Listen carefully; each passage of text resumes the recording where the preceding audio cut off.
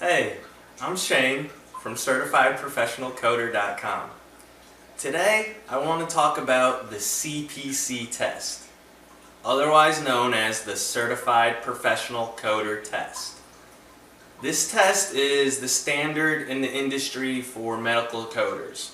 It opens up a lot more job opportunities once you pass this test, and it opens up a lot more room to make substantially more money as a certified medical coder.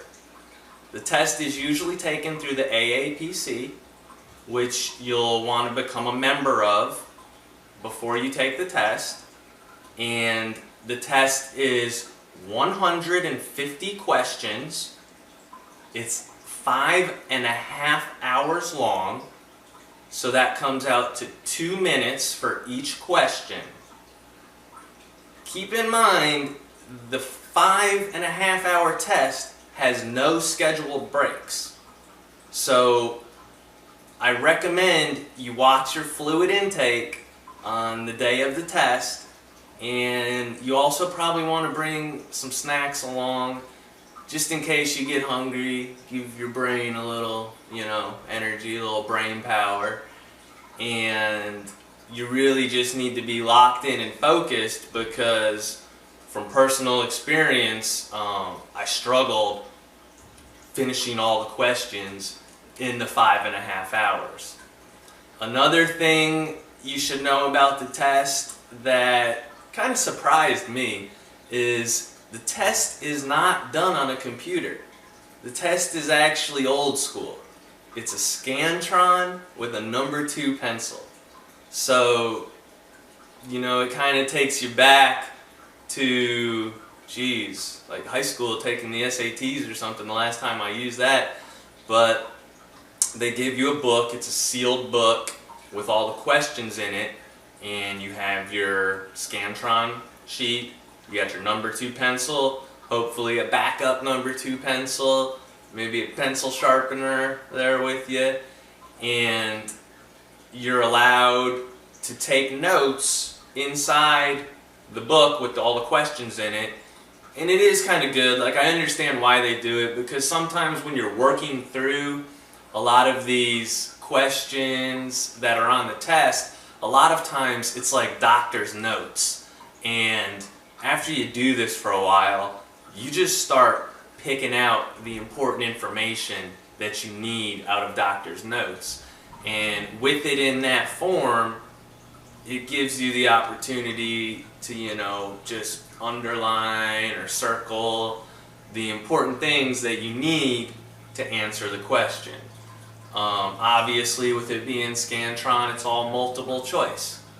A, B, C, or D for all 150 questions.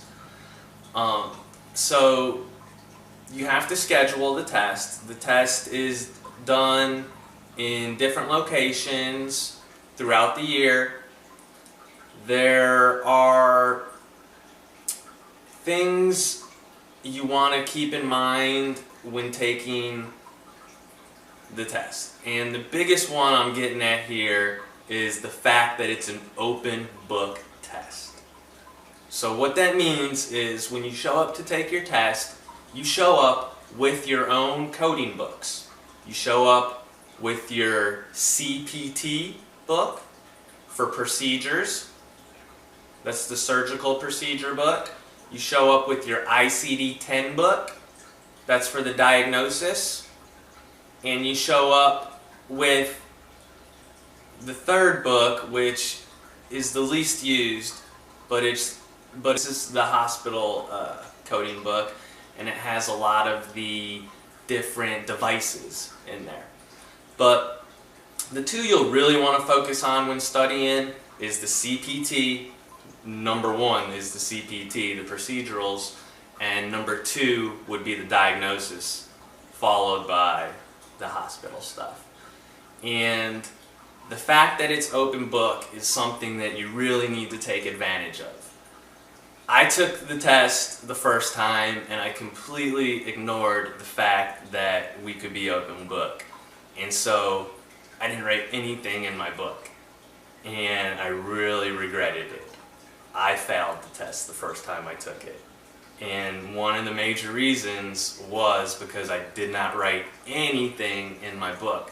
And there's so many opportunities to write valuable stuff in the book that not only helps you find the right answer, but for speed purposes, because you got to be quick. You know, you have to be doing each question in 2 minutes. And if you're going over 2 minutes, now you know you're going to have another question that you got to get in under 2 minutes. And so there's a lot of little things you can do with writing in the book and making tabs. I did tabs for every chapter, every little thing I could tab. I made a tab for easy access, and the second time it was a breeze. And so the last thing I want to discuss is just a little breakdown of the 150 questions. So if you look in the text below here, I have a specific breakdown of all 150 questions. They tell you going into the test how it's broken down into each category. And so a majority of the test is the CPT book, the procedures, and they go through each system. So like let's say the circulatory system procedures, that's 10 questions. Then you could have like the lymph node, the lymphatic system, that has 10 questions in the procedural part. The ICD-10, which as a coder, it's what I use more than anything, is I code a lot of diagnosis.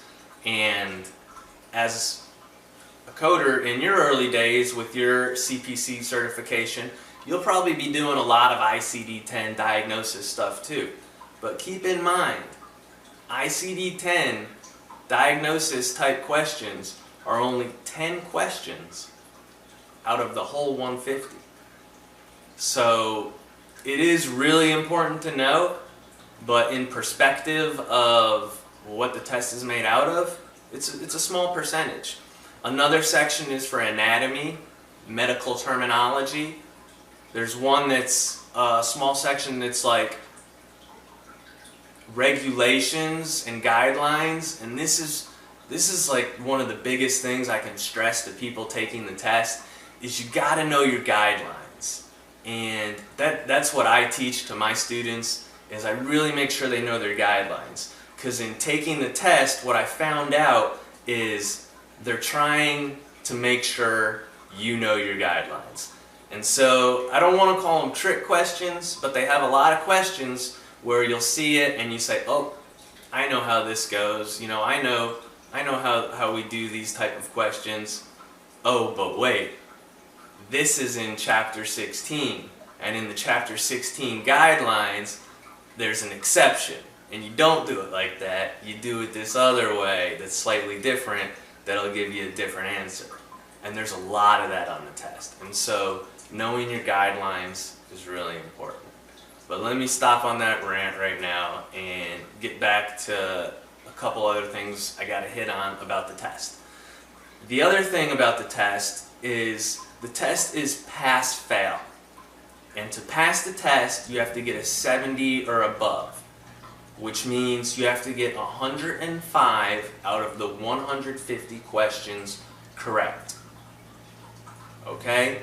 So keep that in mind going in, that you know, you do have a little bit of leeway as far as the questions, and where I'm going with this really is sometimes you'll come across a question that's really long and really hard. And there's other ones that are just like a breeze and they're really easy. And so what I recommend doing is skipping those long questions and coming back to those at the end and making sure you knock out every easy question first to give yourself the best chance of getting a passing score. We'll have other videos in the future on more strategies to passing the test and getting a successful score. But today I just kind of wanted to give you a little introduction to the CPC test and kind of give you an idea of what to expect. So keep your dreams going, stay focused, and go after your goals. This is Shane from Certified Professional Coder. Have a good one.